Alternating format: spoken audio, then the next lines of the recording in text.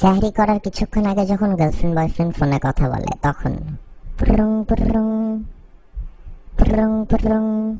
Hello জান, কি করো? এই তো জান, আম্মুকে হেল্প করলাম খাওয়া গরম করতে। কি কি খাবা?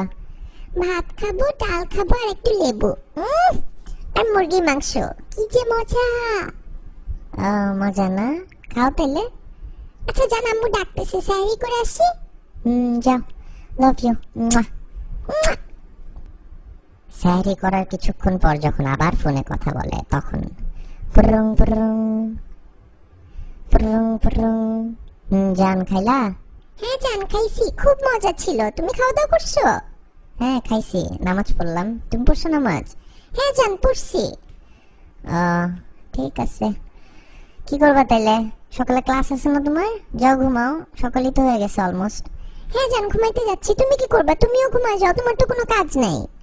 হ্যাঁ আমি একটু ফেসবুকে মেসেজ চেক করে ঘুমায় যাচ্ছি, এখনই ঘুমায় যাবো আর 5-10 মিনিটে। আচ্ছা ঠিক আছে জান, রাখি তাহলে। Love you. এইটা কি করলা? কই কি করলাম? এই যে মাত্র এটা কি দিলা? চুমা দিলাম। কেন, তোমার কমন সেন্স নাই? তুমি বুঝো না আমি রোজা রাখছি?